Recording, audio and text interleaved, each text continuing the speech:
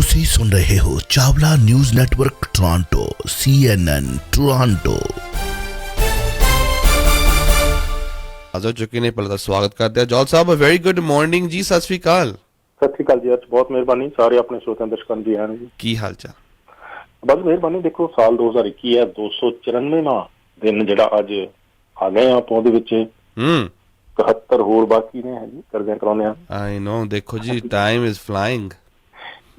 ਤੇ ਤੁਸੀਂ ਦੇਖੋਗੇ ਜਦੋਂ 10 ਰਹਿ ਜਾਣੇ ਆ, ਫਿਰ ਨਿਊ ਈਅਰ, ਹੈਪੀ ਕ੍ਰਿਸਮਸ, ਉਹ ਸਭ ਕੁਝ ਵੀ ਆਉਣਾ। ਫਿਰ ਉਹੀ ਦੁਬਾਰਾ ਰੈਜ਼ੋਲੂਸ਼ਨ ਸਟਾਰਟ। ਇਹ ਸਦੀਆਂ ਤੋਂ ਚੱਲ ਰਿਹਾ ਹੈਪੀ ਨਿਊ ਈਅਰ। ਪਰ ਨਵੇਂ ਸਾਲ 'ਚ ਕੁਝ ਨਵਾਂ ਹੋਇਆ ਕਿ ਨਹੀਂ?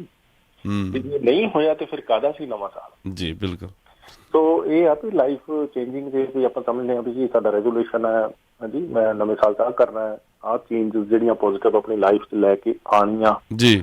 ਪਰ ਫਿਰ ਆਪਾਂ ਦੇਖਦੇ ਹਾਂ ਕੁਛ ਦਿਨਾਂ ਤੋਂ ਬਾਅਦ ਹੀ ਨਵਾਂ ਸਾਲ ਵੀ ਪੁਰਾਣੇ ਵਾਂਗ ਬੀਤਣ ਲੱਗਦਾ ਤੇ ਭੁੱਲ ਭੁਲਾ ਜਾਇਆ ਜਾਂਦਾ। ਉਹ ਜਿਹੜਾ ਖੁਸ਼ੀਆਂ ਦਾ ਮਾਹੌਲ, ਭੰਗੜਿਆਂ ਦਾ, ਹੈਪੀ ਨਿਊ ਈਅਰ ਤੇ ਵਧਾਈਆਂ ਦਾ, ਉਹ ਇੱਕ ਰਸਮ ਬਣ ਕੇ ਰਹਿ ਗਿਆ ਲੱਗਦਾ ਜੀ। ਉਹ ਤਾਂ ਸਾਡੀ ਗੱਲ ਸਹੀ ਹੈ, ਕਿਉਂਕਿ ਜ਼ਿੰਦਗੀ 'ਚ ਸਟਰਗਲ ਹੈ। ਜ਼ਿੰਦਗੀ 'ਚ ਜਿਹੜਾ ਜੀ ਕੁਝ ਵਿਅਕਤੀ ਇੰਨਾ ਬਿਜ਼ੀ ਹੋ ਜਾਂਦੇ ਨੇ ਤੇ ਕੁਝ ਨਵਾਂ ਕਰਨਾ ਭੁੱਲ ਭੁਲਾਇਆ ਜਾਂਦਾ। ਆਪਣਾ ਸਮੇਂ ਸਮੇਂ ਤੇ ਯਾਦ ਕਰਾਉਂਦੇ ਰਹਿਣ ਦਾ ਮਤਲਬ ਵੀ ਇਹੀ ਆ ਵੀ ਕਿੰਨੇ ਕੁ ਦਿਨ ਬਾਕੀ ਨੇ ਜੀ। ਕੁਝ ਕਰਨਾ ਸੋਚਿਆ ਸੀ ਤੇ ਕੁਝ ਮੁਸ਼ਕਲਾਂ ਕਰਕੇ ਨਹੀਂ ਕਰ ਪਾਏ ਤੇ 71 ਦਿਨ ਹੋਰ ਬਾਕੀ ਨੇ ਜੀ। ਵਾਓ, ਚਲੋ ਜੀ 71 ਦਿਨ ਬਾਕੀ ਤੇ ਕੱਲ ਨੂੰ ਕਈਆਂ ਦੇ ਦਿਲ ਵੀ ਧਕ ਹੋਣਗੇ ਤੇ ਕਈ ਸੋਚਣਗੇ ਵੀ ਕਿ ਯਾਰ ਗੱਡੀ ਰਹਿਣ ਦੀ ਹੈ, ਅਸੀਂ ਨਾ ਲੱਗਦਾ ਗੋ ਟ੍ਰੇਨ ਹੀ ਫੜ ਲਈਏ, ਬੱਸ ਹੀ ਫੜ ਲਈਏ, ਕਿਸੇ ਨਾਲ ਕਾਰ ਪੂਲ ਹੀ ਕਰ ਲਈਏ। $1.50 ਕੱਲ ਛੂਏਗਾ ਜੀ ਤੇਲ ਦਾ ਨੰਬਰ।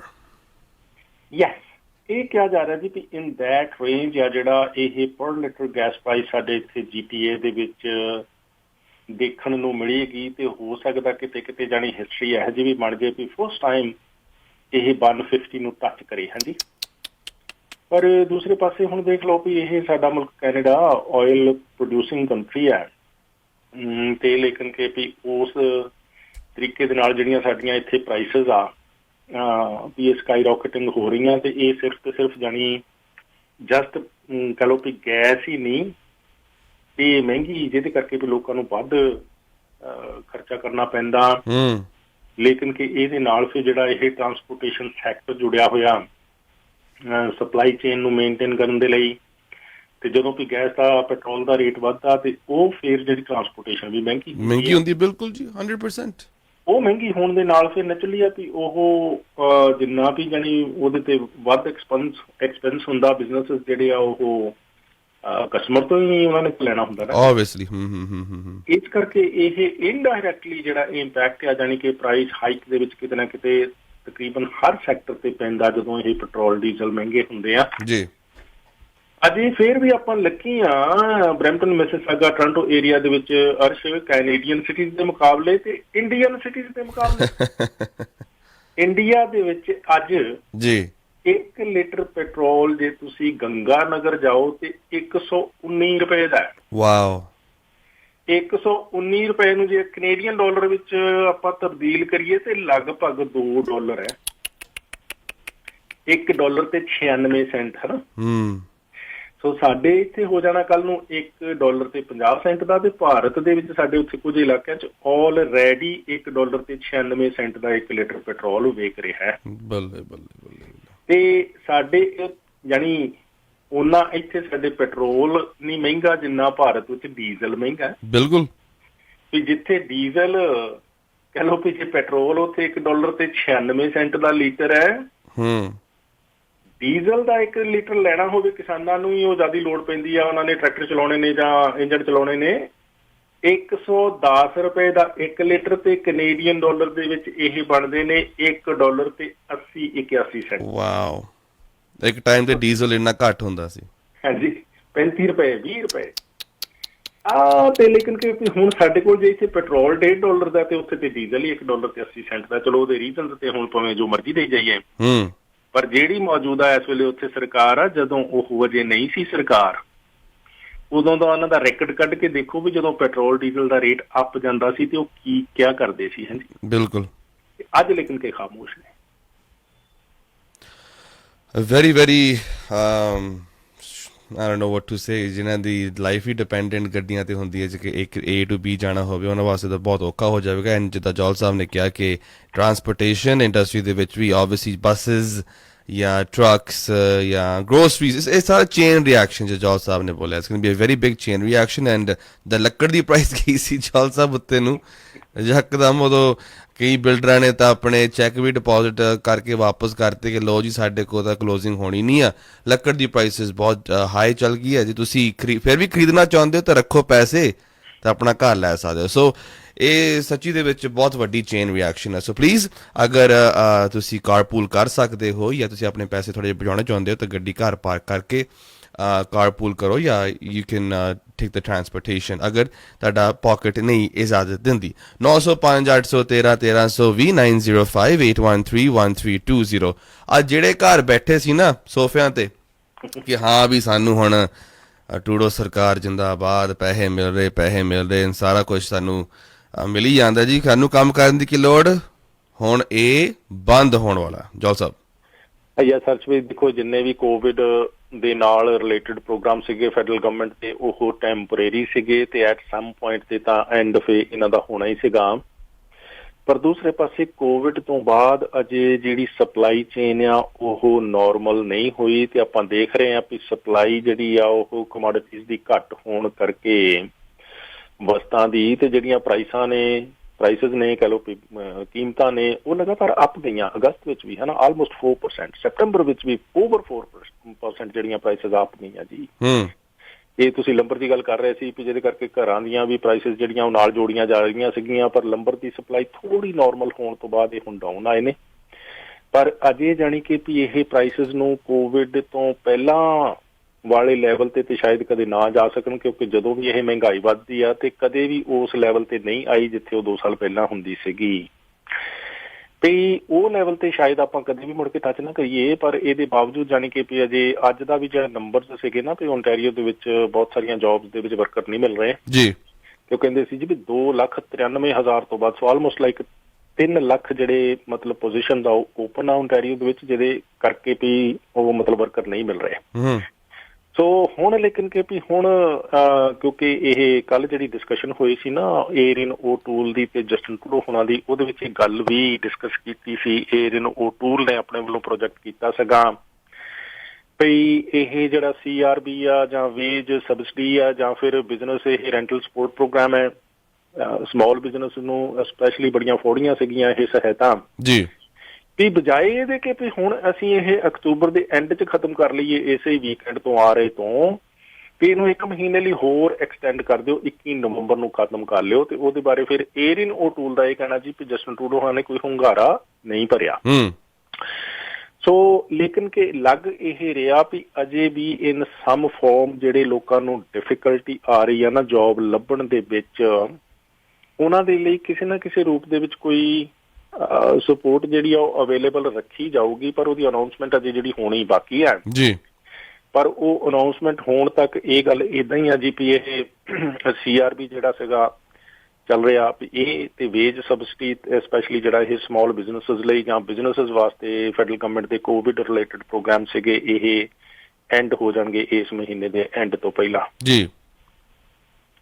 ਸੋ ਤਦ ਕਰਕੇ ਇਹ ਹੈ ਜੀ ਵੀ ਹੁਣ ਥੋੜਾ ਜਿਹਾ ਇਹ ਪਹਿਲਾਂ ਜਿਹੜਾ ਵੀ CRB ਸੀਗਾ ਇਹ ਜ਼ਿਆਦਾ ਮਿਲਦਾ ਸੀ ਫਿਰ ਇਹਨੂੰ ਘਟਾਤਾ ਗਿਆ ਪਿਛਲੇ 3-4 ਮਹੀਨਿਆਂ ਤੋਂ ਉਹ ਫੇਜ਼ਸ ਦੇ ਵਿੱਚ ਜਾਣੀ ਕਿ ਇਹਨੂੰ ਘਟਾਉਣ ਦਾ ਮਤਲਬ ਵੀ ਇਹੀ ਸੀਗਾ ਵੀ ਹੌਲੀ ਹੌਲੀ ਲੋਕ ਜਿਹੜੇ ਸੋਫਿਆਂ ਤੇ ਬਹਿ ਕੇ ਜਾਣੀ ਇੰਨੇ ਮਿੱਟੀ ਦੇ ਮਾਧੋ ਹੀ ਨਾ ਬਣ ਜਾਣ ਵੀ ਠੀਕ ਹੈ ਜੀ ਮਿਲ ਰਿਹਾ ਤੇ ਬੀਅਰ ਤੇ ਲਾਸ਼ ਦੇ ਪੈਗ ਜੀ ਤੇ ਬੈਠੇ ਆ ਜੀ ਵਿਹਲੇ ਤੇ ਫਿਰ ਵਿਹਲੇ ਮਨ ਸ਼ੈਤਾਨ ਦਾ ਘਰ ਉਹ ਹੁਣ ਖਾ ਪੀ ਕੇ ਵਿਹਲੇ ਸੋਫਿਆਂ ਤੇ ਜਿਹੜੀ ਐਨਰਜੀ ਬਣਦੀ ਉਹ ਕਿਤੇ ਨਾ ਕਿਤੇ ਤੇ ਲੱਗਣੀ ਹੈ ਤੇ ਉਹ ਫਿਰ ਕਈ ਵਾਰੀ ਜਿਹੜਾ ਉਹਦੇ ਨਾਲ ਨਖੱਟੂ ਲੋਕ ਬਣਦੇ ਨੇ ਜੀ ਤੇ ਉੱਥੇ ਜਿਹੜਾ ਆਟਾ ਦਾਲ ਮਿਲਿਆ ਫ੍ਰੀ ਪੰਜਾਬ ਦੇ ਵਿੱਚ ਵੀ ਉਹਦੇ ਕਿੰਨੇ ਕੁ ਵਧੀਆ ਨਤੀਜੇ ਉੱਥੇ ਸਮਾਜ ਕਿੰਨਾ ਕੁ ਉੱਪਰ ਨੂੰ ਚਲਾ ਗਿਆ ਤਰੱਕੀ ਦੀਆਂ ਬੁਲੰਦੀਆਂ ਕੀ ਛੂਹ ਲਈਆਂ ਉਹਨਾਂ ਨੇ ਵਿਹਲਿਆਂ ਨੇ ਜਾਂ ਵਿਹਲੀਆਂ ਨੇ ਖਾ ਕੇ।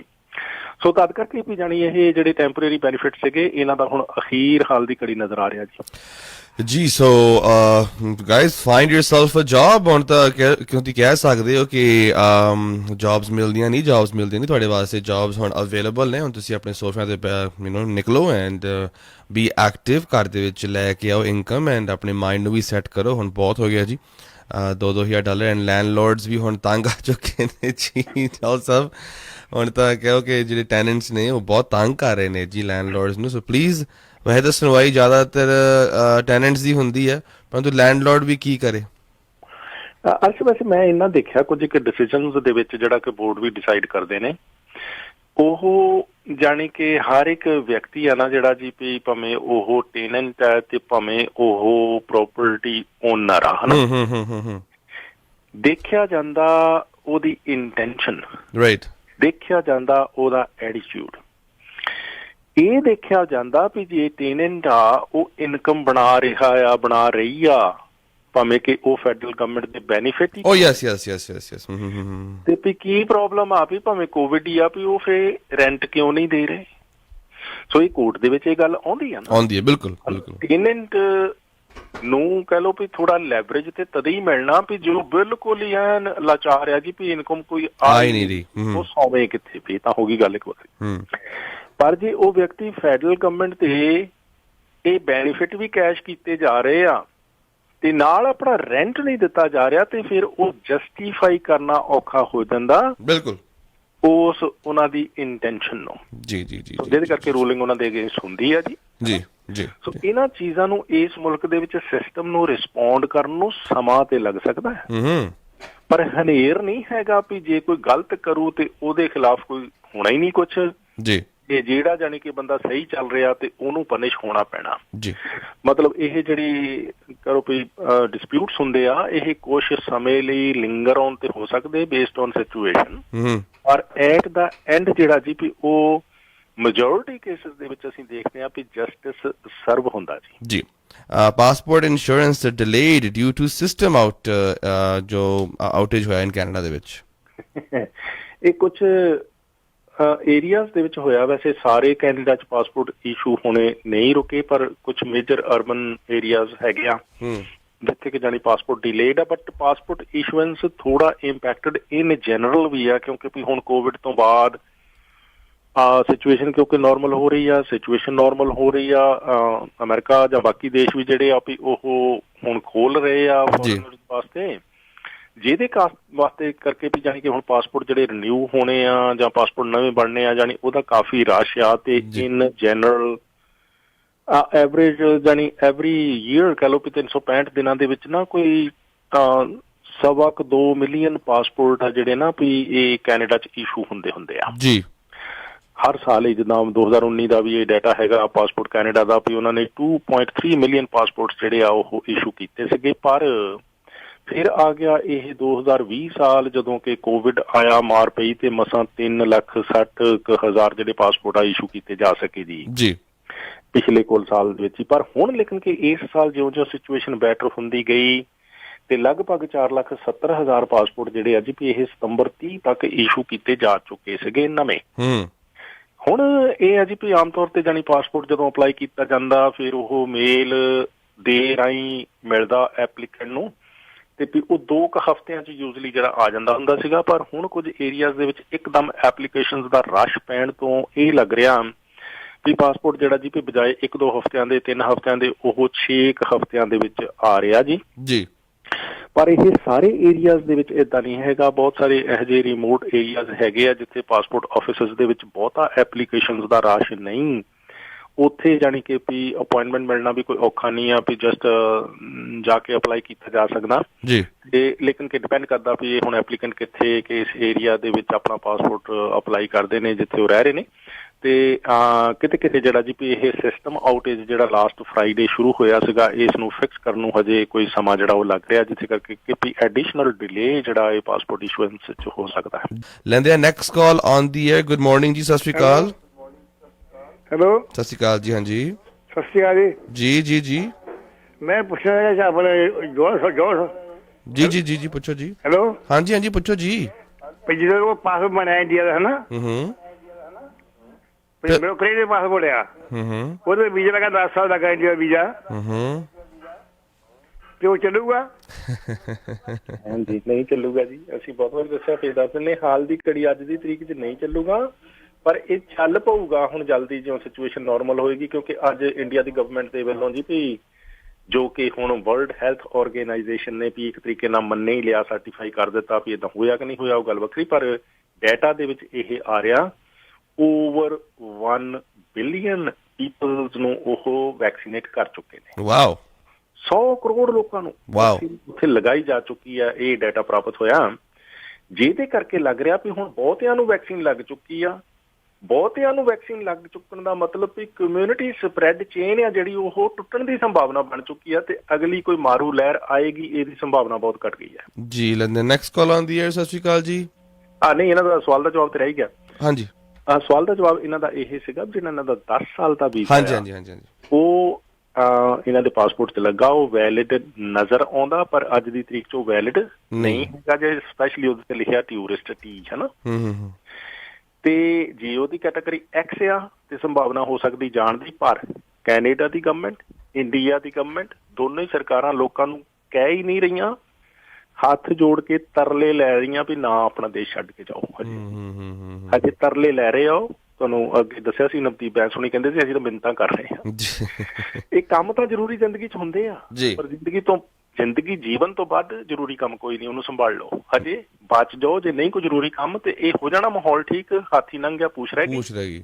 ਅੱਜ ਦੀ ਤਰੀਕ ਤੁਹਾਡਾ 10 ਸਾਲ ਦਾ ਵੀਜ਼ਾ ਜਿਹੜਾ ਜੀ ਵੀ ਵੈਲਿਡ ਨਜ਼ਰ ਆਉਂਦਾ ਹੋਣ ਕਰਕੇ ਵੀ ਵੈਲਿਡ ਨਹੀਂ ਹੈ। Next call on the air. Sat Sri Akal.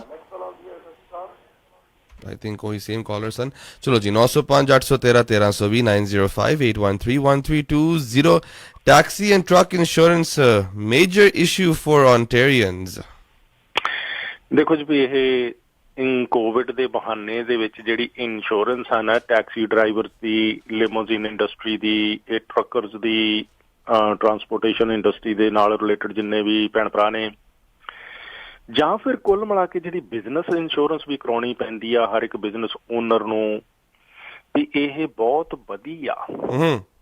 House holds ਦੇ ਵਿੱਚ ਕਿਤੇ ਕਿਤੇ ਰਿਲੀਫ ਦੇਖਣ ਨੂੰ ਮਿਲਦਾ ਵੀ ਕਿਸੇ ਨੂੰ 2% ਘੱਟ ਗਈ, ਕਿਸੇ ਨੂੰ 3% ਘੱਟ ਗਈ, ਵੀ ਕਈਆਂ ਦਾ ਜਾਣੀ ਇਹ ਆ ਵੀ ਉਹਨਾਂ ਦੀ ਵੱਧ ਵੀ ਗਈ। ਸੋ ਕੁੱਲ ਮਿਲਾ ਕੇ ਜਾਣੀ ਕਿ ਉਹ ਸੱਜੇ ਖੱਬੇ ਜੇ ਜਿਸ ਤਰ੍ਹਾਂ ਤੱਕੜੀ ਹੁੰਦੀ ਨਾ ਵੀ ਕਦੀ ਇੱਕ ਪੱਲਾ ਖੱਬੇ ਨੂੰ ਚੱਲ ਗਿਆ ਇੱਕ ਸੱਜੇ ਨੂੰ ਚੱਲ ਗਿਆ, ਵੀ ਉਦਾਂ ਇਹ ਕਿਤੇ ਵੱਧ ਰਹੀ ਹੈ ਕਿਤੇ ਘੱਟ ਰਹੀ ਹੈ। ਪਰ ਟੈਕਸੀ ਇੰਡਸਟਰੀ ਦੇ ਵਿੱਚ ਕਮਾਲ ਹੋਈ ਪਈ ਆ ਵੀ ਜੇ ਇਹ ਦੇਖੋ 1 ਸਾਲ ਦੀ ਇੱਕ ਗੱਡੀ ਦੀ ਜਿਹੜੀ ਇੰਸ਼ੋਰੈਂਸ ਆ ਉਹ $32,000 ਤੱਕ ਹੋ ਸਕਦੀ ਆ। ਮਤਲਬ 16 ਤੋਂ ਇਹ ਸ਼ੁਰੂ ਹੋ ਜਾਂਦੀ ਆ, 16,000 ਹੈ ਨਾ ਜੀ ਪਰ ਈਅਰ। ਇੱਕ ਵਹੀਕਲ, ਇੱਕ ਗੱਡੀ ਜਿਹੜੀ ਟੈਕਸੀ ਆ ਉਹ 32-35,000 ਤੱਕ ਜਾ ਸਕਦੀ ਆ, ਡਿਪੈਂਡ ਕਰਦਾ ਵੀ ਡਰਾਈਵਰ ਦਾ ਰੈਕਡ ਕਿਹੋ ਜਿਹਾ ਹੈ ਨਾ। ਜਾਣੀ ਬਹੁਤ ਵੀ ਜੇ ਕੋਈ ਸਾਫ਼ ਸੁਥਰਾ ਰੈਕਡ ਆ ਤੇ 16 ਤੋਂ ਤਾਂ ਥਰੂ ਹੀ ਹੋਣਾ ਨਾ ਕੰਮ ਜੀ। ਸੋ ਏਦਾਂ ਹੀ ਜਾਣੀ ਕਿ ਟਰੱਕਰ ਦਾ ਤੇ ਬਾਕੀ ਸਾਰਾ ਵੀ ਇੰਸ਼ੋਰੈਂਸ ਇੰਡਸਟਰੀ ਦਾ ਬਰਡਨ ਕਾਫੀ ਆ। ਆਪਾਂ ਗੱਲ ਭੈਣ ਭਰਾਵਾਂ ਦੇ ਨਾਲ ਕੱਲ ਵੀ ਕੀਤੀ ਸੀਗੀ ਵੀ ਇੱਕ ਜਿਹੜਾ ਗਿੱਲਾ ਪੀਣ ਆ ਉਹ ਤੇ ਪ੍ਰਾਈਵੇਟ ਬਿੱਲ ਦਾ ਪਾਇਆ ਹੋਇਆ ਜੀ ਵੀ ਇੰਸ਼ੋਰੈਂਸ ਪੋਸਟਲ ਕੋਡ ਟੁੱਟਣਾ ਚਾਹੀਦਾ।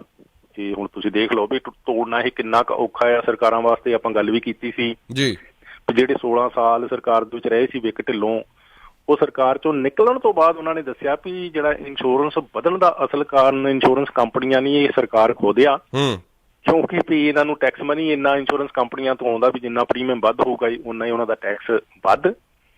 ਤੇ ਜੇ ਵੀ ਸਰਕਾਰ ਚਾਹਵੇ ਤੇ ਘਟਾ ਸਕਦੀ ਆ, ਕਿਉਂਕਿ ਇੰਸ਼ੋਰੈਂਸ ਵਧਾਉਣ ਦੀ ਪਰਮਿਸ਼ਨ ਇੰਸ਼ੋਰੈਂਸ ਕੰਪਨੀ ਨੂੰ ਵਧਾਉਣ ਤੋਂ ਪਹਿਲਾਂ ਸਰਕਾਰ ਤੋਂ ਲੈਣੀ ਪੈਂਦੀ ਤੇ ਸਰਕਾਰ ਇਹ ਪਰਮਿਸ਼ਨ ਦਿੰਦੀ ਆ ਜੀ। ਸਰਕਾਰ ਲੋਕਾਂ ਨੂੰ ਵੋਟਾਂ ਵੇਲੇ ਕਹਿ ਰਹੀ ਆ ਵੀ ਅਸੀਂ ਇੰਸ਼ੋਰੈਂਸ ਘਟਾਉਣੀ ਹੈ, ਘਟਾਵਾਂਗੇ, ਬਣ ਕੇ ਉਹ ਘਟਾਉਂਦੇ ਨਹੀਂ, ਭਾਵੇਂ ਕੰਜ਼ਰਵੇਟਿਵ ਹੋਵੇ ਭਾਵੇਂ ਲਿਬਰਲ ਹੋਵੇ। ਆਪਾਂ ਦੇਖ ਹੀ ਰਹੇ ਹਾਂ ਜੀ ਜੀ ਜੀ ਜੀ ਜੀ ਜੀ ਗਿੱਲਾ ਪੀਣ ਚਲੋ ਜੀ ਉਹ ਵੀ ਚੱਲ ਰਿਹਾ, ਮਤਲਬ ਪ੍ਰਾਈਵੇਟ ਬਿੱਲ ਦਾ ਦੇਖੋ ਕਿੱਧਰ ਜਾਂਦਾ। ਪਰ ਹਾਲ ਦੀ ਘੜੀ ਜਾਣੀ ਇਹ ਟੈਕਸੀ ਜਾਂ ਫਿਰ ਟਰੱਕਿੰਗ ਬਿਜ਼ਨਸਿਸ ਦੇ ਵਿੱਚ ਜਾਂ ਇਨ ਜਨਰਲ ਜਾਣੀ ਕਿ ਬਿਜ਼ਨਸ ਓਨਰ ਜਿਹੜੇ ਆ ਕਾਫੀ ਪਰੇਸ਼ਾਨ ਆ। ਇਹ ਜਿਹੜਾ ਸਕਾਈ ਰੌਕਟਿੰਗ ਇੰਸ਼ੋਰੈਂਸ ਪ੍ਰੀਮੀਅਮ ਹੋ ਰਿਹਾ ਜੀ। ਸਤਿ ਸ਼੍ਰੀ ਅਕਾਲ ਜੀ। ਹੈਲੋ ਸਤਿ ਸ਼੍ਰੀ ਅਕਾਲ ਜੀ। ਹਾਂਜੀ ਹਾਂਜੀ ਸਤਿ ਸ਼੍ਰੀ ਅਕਾਲ ਜੀ। ਸਤਿ ਸ਼੍ਰੀ ਅਕਾਲ ਜੀ। ਮੇਰਾ ਇੱਕ ਕੁਐਸਚਨ ਆ ਤੇ ਪਾਸਪੋਰਟ ਦੇ ਰਿਗਾਰਡਿੰਗ ਹੈ ਨਾ ਜੀ। ਮੇਰੀ daughter the passport and citizenship card ਉਹ ਲੋਸਟ ਹੋ ਗਿਆ ਹੈ ਨਾ, ਤੇ ਉਹਨੇ ਅਪਲਾਈ ਕੀਤਾ ਹੋਇਆ ਪਰ ਉਹ ਕੁਛ ਪਤਾ ਨਹੀਂ ਦਿੰਦੇ। ਉਹ ਕਹਿੰਦੇ ਕਿ ਲੱਗਣੇ ਹੈਗੇ ਆ ਅਬਾਊਟ 15 months ਹੈ ਨਾ, ਤੇ ਉਹਦੇ ਜਿੱਦਾਂ ਹੁਣ ਗ੍ਰੈਂਡ ਪੇਰੈਂਟਸ ਸਟੇਟਸ ਰਹਿੰਦੇ ਆ, she wants to see them ਹੈ ਨਾ ਜੀ। ਕੀ ਪ੍ਰੋਸੈਸ ਹੋ ਸਕਦਾ ਕਿ ਥੋੜਾ ਜਿਹਾ ਜਲਦੀ ਹੋ ਜਾਏ ਹੈ ਨਾ। She born in England right, so ਉਹਦੇ ਕੋਲ ਜਿਹੜੀ ਸਿਟੀਜ਼ਨਸ਼ਿਪ ਹੈਗੀ ਆ ਇੱਥੇ ਦੀ ਜਿੱਦਾਂ, ਪਰ ਪਾਸਪੋਰਟ ਇੰਗਲੈਂਡ ਦਾ ਹੈਗਾ ਆ ਤੇ ਕੈਨੇਡੀਅਨ ਪਾਸਪੋਰਟ ਪਹਿਲਾਂ ਹੈਗਾ ਜਿਹੜਾ ਕਿ ਐਕਸਪਾਇਰ ਹੋਇਆ ਆ। ਤੇ ਕੀ ਪ੍ਰੋਸੈਸ ਹੋ ਸਕਦਾ, ਮੇਰਾ ਇਹੀ ਕੁਐਸਚਨ ਹੈ ਜੀ। ਥੈਂਕ ਯੂ ਸੋ ਮਚ ਜੋਲ ਥੈਂਕ ਯੂ ਜੀ। ਵੈਲਿਡ ਹਾਂਜੀ, ਇਹ ਜਿਹੜਾ ਉਹਦਾ ਬ੍ਰਿਟਿਸ਼ ਪਾਸਪੋਰਟ ਆ ਵੈਲਿਡ ਆ? ਬ੍ਰਿਟਿਸ਼ ਪਾਸਪੋਰਟ ਵੈਲਿਡ ਨਹੀਂ, ਉਹ ਅਸੀਂ ਰਿਨਿਊ ਨਹੀਂ ਕਰਵਾਇਆ, ਪਰ ਕਰਵਾ ਸਕਦੇ ਹਾਂ ਅਸੀਂ ਉਹ ਰਿਨਿਊ। ਉਹ ਕਰਾ ਲੈਣਾ ਚਾਹੀਦਾ ਤੁਹਾਨੂੰ, ਵੀ ਨਿਊ ਰੱਖਣਾ ਚਾਹੀਦਾ ਤਾਂ ਕਿ ਮੁਸ਼ਕਲ ਆਵੇ ਤੇ ਉਹ ਯੂਜ਼ ਹੋ ਸਕੇ। ਬਟ ਹਾਂਜੀ, ਇਹ ਹੁਣ ਡਿਪੈਂਡ ਕਰਦਾ, ਤੁਸੀਂ ਦੇਖਿਆ ਹੋਣਾ ਵੀ ਉਹਦੀ ਰਿਪੋਰਟ ਲਿਖਾਉਣਾ ਕੋਈ ਇੰਨਾ ਸੌਖਾ ਕੰਮ ਨਹੀਂ ਜਦੋਂ ਪਾਸਪੋਰਟ ਲੋਸਟ ਹੋ ਜਾਏ ਨਾ। ਬਹੁਤ ਜ਼ਿਆਦਾ, ਉਹ ਬਸ ਜਿੱਦਾਂ ਕਲੀਨਿੰਗ ਕਰਦੀ ਸਾਰੇ ਪੇਪਰ ਵਗੈਰਾ ਨਾਲ ਹੀ ਸਿਟੀਜ਼ਨਸ਼ਿਪ ਕਾਰਡ ਹੈ ਨਾ, ਪਰ ਮੇਰੇ ਕੋਲ ਇੱਕ ਪੇਪਰ ਹੈਗਾ ਆ ਜਿੱਦਾਂ ਉਹਦੇ ਉੱਤੇ ਨੰਬਰ ਹੈਗਾ ਸੀ। ਜਿਵੇਂ ਹੁਣ ਇੰਡੀਵਿਜੂਅਲ ਕੇਸ ਨਹੀਂ ਵਾਲਾ ਡਿਸਕਸ ਕਰਨਾ, ਆਪਾਂ ਜਨਰਲ ਗੱਲ ਕਰਦੇ ਹਾਂ। ਹਾਂਜੀ, ਉਹ ਫਿਰ ਤੁਸੀਂ ਕਾਲ ਕਰ ਲੈਣਾ ਜੇ ਕੋਈ ਇੰਡੀਵਿਜੂਅਲ ਕੇਸ ਹੋਇਆ ਹੈ। ਜਿਹੜਾ ਇਹ ਪਾਸਪੋਰਟ ਦੀ ਰਿਪੋਰਟ ਕਰਾਉਣਾ ਨਾ ਅਰਸ਼ਪ, ਇਹ ਹੁਣ ਕਾਲਾ ਜੀ ਦਾ ਵਾੜਾ ਨਹੀਂਗਾ, ਕਿਉਂਕਿ ਮਿਸਯੂਜ਼ ਪਾਸਪੋਰਟ ਦਾ ਕਾਫੀ ਆ। ਇਹ ਆਪਣੀ ਪੰਜਾਬੀ ਕਮਿਊਨਿਟੀ ਨਾਲੋਂ ਵੱਧ ਕੌਣ ਜਾਣਦਾ ਹੈ ਨਾ, ਭਾਵੇਂ ਆਪਾਂ ਮੰਨੀਏ ਤੇ ਭਾਵੇਂ ਨਾ ਮੰਨੀਏ। ਅੱਛਾ, ਉਹ ਹੁਣ ਪਾਸਪੋਰਟ ਰਿਪੋਰਟ ਆ ਜਿਹੜਾ ਪੁਲਿਸ ਤਾਂ ਉਹਦੇ ਲਿਖਦੀ ਨਹੀਂ ਆ, ਉਹ ਕਰਾਉਣਾ ਪੈਂਦਾ ਪਾਸਪੋਰਟ ਕੈਨੇਡਾ ਦੇ ਕੋਲ ਲੋਸਟ ਰਿਪੋਰਟ ਹੈ ਨਾ ਜੀ। ਉਹਦੇ ਵਿੱਚ ਫਿਰ ਕਈ ਵਾਰੀ ਵੈਰੀਫਿਕੇਸ਼ਨ ਪ੍ਰੋਸੈਸ ਆ, ਉਹ ਸਰਕਮਸਟੈਂਸਸ ਦੇਖਦੇ ਆ ਵੀ ਪਾਸਪੋਰਟ ਕਿਵੇਂ ਤੇ ਕਿਉਂ ਲੋਸਟ ਹੋਇਆ ਹੈ ਨਾ ਜੀ, ਜਾਂ ਫਿਰ ਕਿੰਨੀ ਵਾਰੀ ਲੋਸਟ ਹੋਇਆ। ਕਈਆਂ ਦਾ ਵਾਰੀ ਹੋਈ ਜਾ ਰਿਹਾ ਨਾ ਪਾਸਪੋਰਟ ਲੋਸਟ, ਹਰ 2 ਲੋਸਟ ਹੋਣਾ ਉਹਨਾਂ ਦਾ। ਤਾਂ ਇਸ ਕਰਕੇ ਇਹ ਸਰਕਮਸਟੈਂਸਸ ਤੇ ਹੁਣ ਡਿਪੈਂਡ ਕਰੂਗਾ ਵੀ ਕਿੰਨੀ ਦੇਰ ਇਹਨਾਂ ਦੀ ਐਪਲੀਕੇਸ਼ਨ ਨੂੰ ਲੱਗੇਗੀ। ਪਰ ਜਿਹੜੀਆਂ ਨਾਰਮਲ ਐਪਲੀਕੇਸ਼ਨਸ ਆ ਉਹ 1.5-2 ਮਹੀਨਿਆਂ 'ਚ ਕਲੀਅਰ ਹੋ ਰਹੀਆਂ, ਪਰ ਤੁਹਾਡੀ ਜਿਹੜੀ ਐਪਲੀਕੇਸ਼ਨਸ ਨੂੰ ਥੋੜਾ ਜੀ ਵੀ ਇਹ ਇਸ ਸਰਕਮਸਟੈਂਸਸ ਜੇ ਥੋੜੇ ਡਿਫਰੈਂਟ ਹੋਏ ਤੇ ਉਹਨੂੰ ਲੰਬਾ ਸਮਾਂ ਲੱਗ ਵੀ ਸਕਦਾ ਜੀ। ਤੁਹਾਡੇ ਕੋਲ ਜੇ ਆਪਸ਼ਨ ਹੈ ਯੂਕੇ ਦੀ, ਉਹ ਤੁਹਾਨੂੰ ਹੱਥ ਵਿੱਚ ਰੱਖਣੀ ਚਾਹੀਦੀ ਪਾਸਪੋਰਟ ਵੈਲਿਡ ਜੀ। ਬਿਲਕੁਲ ਜੀ, I think he should renew that passport and then she can travel, I think 100% ਜੀ। Last call on the air, ਆਪਾਂ ਵਾਈਂਡ ਅਪ ਕਰਦੇ। ਸਤਿ ਸ਼੍ਰੀ ਅਕਾਲ ਜੀ। ਸਤਿ ਸ਼੍ਰੀ ਅਕਾਲ ਜੀ। ਹਾਂਜੀ ਵੀਰੇ। ਵੀਰ ਜੀ ਮੇਰਾ ਕੁਐਸਚਨ ਹੈ, ਕੱਲ ਰਾਤ ਇੱਕ ਟੀਵੀ ਇੱਕ ਰੇਡੀਓ ਸਟੇਸ਼ਨ ਤੋਂ ਇੱਕ ਖਬਰ ਦਿੱਤੀ ਗਈ ਹੈ ਜੀ ਕਿ ਯੂਐਸ ਵਿੱਚ ਤੁਸੀਂ ਕਿਤੇ ਵੀ ਵਰਲਡ ਚੋਂ $5,000 ਇਨਵੈਸਟ ਕਰੋ ਤੇ ਤੁਹਾਨੂੰ ਗ੍ਰੀਨ ਕਾਰਡ ਮਿਲ ਸਕਦਾ। ਕੀ ਇਹ ਸੰਭਵ ਹੈ? ਜੇ ਨਹੀਂ ਤਾਂ ਉਸ ਰੇਡੀਓ ਸਟੇਸ਼ਨ ਨੇ ਇਹ ਖਬਰ ਕਿਵੇਂ ਦੇ ਦਿੱਤੀ ਜੀ? Okay, thank you so much ਜੀ। $5,000 $5,000 $50,000 ਤੇ ਵਕੀਲ ਲੈ ਲੈਂਦਾ। ਮੈਂ ਉਹ ਰੇਡੀਓ ਸਟੇਸ਼ਨ ਇਨਵੈਸਟਮੈਂਟ ਬੇਸਡ ਕੋਈ ਵੀ ਯੂਐਸ ਪ੍ਰੋਗਰਾਮ ਆ ਉਹ ਫਰੋਮ ਅਰਾਊਂਡ $1 ਮਿਲੀਅਨ ਤੋਂ ਸ਼ੁਰੂ ਹੁੰਦਾ। ਐਂਡ ਇੱਥੇ ਕੈਨੇਡਾ ਦੇ ਵਿੱਚ ਇਨਵੈਸਟ ਕਰਨਾ ਹੋਵੇ ਤਾਂ 30% ਚਾਹੀਦਾ ਜੀ ਆਪਣੇ ਫੋਰਨਰਸ ਨੂੰ। ਅੱਛਾ, ਉਹ ਕਿਸੇ ਨੇ ਉਹ ਖਬਰ ਕਿਉਂ ਦਿੱਤੀ ਉਹ ਤਾਂ ਤੁਸੀਂ ਉਹਨਾਂ ਨਾਲ ਗੱਲ ਕਰਨਾ, ਪਰ ਹਾਂਜੀ 5,000 ਦੀ ਬਜਾਏ ਮਤਲਬ 5,000 ਤੋਂ ਤਾਂ ਵਕੀਲ ਨਹੀਂ ਸ਼ੁਰੂ ਹੁੰਦਾ। ਆਈ ਨੋ। ਚਲੋ ਜੀ, ਫੋਰਗੇਟ ਅਬਾਊਟ ਇਟ, ਐਵੇਂ ਫਾਲਤੂ ਟਾਈਮ ਵੇਸਟ ਕਰਨਾ ਜੋਲ ਸਾਹਿਬ, ਇਸ ਦੇ ਵਿੱਚ ਕੋਈ ਲੋੜ ਹੀ ਨਹੀਂ। ਲੈਂਦੇ ਨੈਕਸਟ ਕਾਲ ਆਉਂਦੀ ਹੈ। ਸਤਿ ਸ਼੍ਰੀ ਅਕਾਲ ਜੀ। ਹੈਲੋ। ਚਲੋ ਜੀ, ਕੋਈ ਗੱਲ ਨਹੀਂ। ਜੋਲ ਸਾਹਿਬ, ਅਗਲੀ ਖਬਰ ਜੋ ਲਾਸਟ ਖਬਰ ਹੋਵੇਗੀ ਆਪਣੀ ਅੱਜ ਦੀ, ਜੋ ਜਸਟਿਨ ਟਰੂਡੋ ਸਾਹਿਬ ਕਹਿ ਰਹੇ ਨੇ ਕਿ ਅਨਵੀਲ ਕਰ ਰਹੇ ਨੇ ਨਵੀਂ ਕੋਈ ਨੈਸ਼ਨਲ ਵੈਕਸੀਨ ਟੂ ਬੀ ਅਨਵੀਲਡ। ਇਹ ਹੁਣ ਅਗਲੇ 20-25 ਮਿੰਟਾਂ 'ਚ ਉਹਨਾਂ ਦੀ ਜਿਹੜੀ ਆ ਨਾ ਜੀ ਪ੍ਰੈਸ ਕਾਨਫਰੰਸ ਆ ਸਕੈਜੂਲਡ ਆ, ਤੇ ਉਹਦੇ ਵਿੱਚ ਕ੍ਰਿਸਟੀਆ ਫਰੀਲੈਂਡ ਵੀ ਹੋਣਗੇ, ਫਾਈਨੈਂਸ ਮਿਨਿਸਟਰ, ਤੇ ਜਸਟਿਨ ਟਰੂਡੋ, ਜਿਨ੍ਹਾਂ ਨੇ ਕਿ ਇਹ ਐਕਸਪੈਕਟ ਕੀਤਾ ਜਾਂਦਾ ਜੀ ਕਿ ਜਿਹੜਾ ਇਹ ਕਿਹਾ ਜਾਂਦਾ ਨਾ ਵੀ ਨੈਸ਼ਨਲ ਇੱਕ ਵੈਕਸੀਨ ਪਾਸਪੋਰਟ ਮਿਲਣਾ ਕੈਨੇਡੀਅਨਸ ਨੂੰ, ਤਾਂ ਕਿ ਉਹ ਟਰੈਵਲ ਕਰ ਸਕਣ ਯੂਐਸ ਤੇ ਬਾਕੀ ਸਾਰੇ ਦੇਸ਼ਾਂ ਦੇ ਵਿੱਚ, ਜਿਹੜਾ ਕਿ ਐਕਸੈਪਟੇਬਲ ਹੋਊਗਾ ਐਜ਼ ਏ ਵੈਕਸੀਨੇਸ਼ਨ ਪ੍ਰੂਫ ਜੀ। ਸਾਡਾ ਇੱਥੇ ਓਨਟਾਰੀਓ 'ਚ ਜਿਹੜਾ ਮਿਲ ਰਿਹਾ ਉਹ ਤੇ ਲੋਕਲੀ ਯੂਜ਼ ਵਾਸਤੇ ਆ ਮੇਨਲੀ, ਤੇ ਲੇਕਿਨ ਕਿ ਵੀ ਉਹ ਜਿਹੜਾ ਫੈਡਰਲੀ ਆ ਉਹ ਪੂਰੇ ਕੈਨੇਡਾ 'ਚ ਵੀ ਯੂਜ਼ ਕੀਤਾ ਜਾ ਸਕੂਗੇ ਤੇ ਆਊਟ ਆਫ ਕੈਨੇਡਾ ਵੀ। ਉਹ ਕਿਸ ਤਰੀਕੇ ਦੇ ਨਾਲ ਵੀ ਜਾਣੀ ਉਹ ਡਿਜੀਟਲ ਫਾਰਮ ਦੇ ਵਿੱਚ ਹੋਣਾ, ਕਿਸ ਤਰੀਕੇ ਦੇ ਨਾਲ ਉਹ ਪੇਪਰ ਫਾਰਮੈਟ ਦੇ ਵਿੱਚ ਹੋਊਗਾ, ਇਹਦਾ ਜਿਹੜਾ ਸਾਰਾ ਪ੍ਰੋਗਰਾਮ ਹੈ ਉਹਨਾਂ ਨੇ ਅਨਾਊਂਸ ਕਰਨਾ ਅਗਲੇ ਘੰਟੇ ਦੇ ਵਿੱਚ ਜੀ। ਤੇ ਇਸ ਦੇ ਨਾਲ ਹੀ ਐਕਸਪੈਕਟ ਕੀਤਾ ਜਾਂਦਾ ਵੀ ਜਿਹੜੀ CRB ਬੰਦ ਹੋਣੀ ਆ ਜਾਂ ਬਾਕੀ ਦੇ ਕੋਵਿਡ ਰਿਲੇਟਡ ਪ੍ਰੋਗਰਾਮ ਹੋਣੇ ਆ, ਉਹਦੇ ਨਾਲ ਸੰਬੰਧਿਤ ਵੀ ਜਿਹੜੀ ਅਨਾਊਂਸਮੈਂਟ ਆ ਉਹ ਜਲਦੀ ਕੋਈ ਨਾ ਕੋਈ ਕੀਤੇ ਜਾਣ ਦੀ ਸੰਭਾਵਨਾ ਵੀ ਇਹ ਬੰਦ ਕਿਸ ਤਰ੍ਹਾਂ ਹੋ ਰਹੇ ਆ, ਤੇ ਜਿਹੜੇ ਲੋਕ ਅਜੇ ਵੀ ਜਾਣੀ ਕਿ ਡਿਫਿਕਲਟੀ ਮਹਿਸੂਸ ਕਰ ਰਹੇ ਆ ਉਹਨਾਂ ਦੀ ਸਪੋਰਟ ਕਿੱਦਾਂ ਕੀਤੀ ਜਾ ਸਕਦੀ ਹੈ। ਜੋਲ ਸਾਹਿਬ, ਤੁਸੀਂ ਕਾਲ ਕਰ ਸਕਦੇ ਹੋ ਅਗਰ ਤੁਹਾਡੇ ਕੋਲ ਕੋਈ ਪ੍ਰੋਬਲਮ ਹੋਵੇ, ਕੋਈ ਤੁਸੀਂ ਸਲਾਹ ਲੈਣਾ ਚਾਹੁੰਦੇ ਹੋ ਇਮੀਗ੍ਰੇਸ਼ਨ ਦੇ ਮੈਟਰ ਦੇ ਵਿੱਚ, ਤਾਂ 416-895-3784 416-895-3784 ਤੇ ਕਾਲ ਕੀਤਾ ਜਾ ਸਕਦਾ ਹੈ ਜੋਲ ਸਾਹਿਬ ਨੂੰ, ਤੇ ਮੇਰੇ ਤੋਂ ਵੀ ਤੁਸੀਂ ਨੰਬਰ ਆਫ ਦੀ ਐਨੀ ਟਾਈਮ ਲੈ ਸਕਦੇ ਹੋ। Jol Sahib, have a wonderful day. Thank you ਜੀ so much. Thank you so much Jol Sahib. Sat Sri Akal. ਤੁਸੀਂ ਸੁਣ ਰਹੇ ਹੋ Chawla news network Toronto CNN Toronto.